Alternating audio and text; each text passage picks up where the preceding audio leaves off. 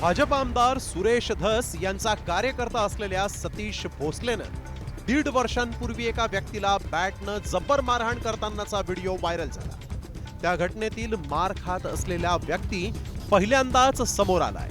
कैलास वाघ असं या व्यक्तीचं नाव असून तो बुलढाणा जिल्ह्यातल्या सिंदखेड राजा तालुक्यातील महारेखेड या गावातला रहिवासी आहे। कैलास वाघ हे बीड जिल्ह्यातील एका गावामध्ये पोकलँडवर ऑपरेटर म्हणून काम करत होते।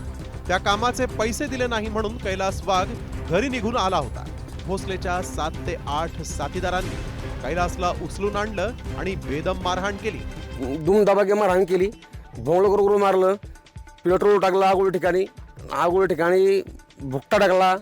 वाघ याला बेदम मारहाणीचा व्हिडिओ समोर येऊन 3 दिवस उलटले, तरी देखील सतीश भोसले अजूनही मोकाटच आहे।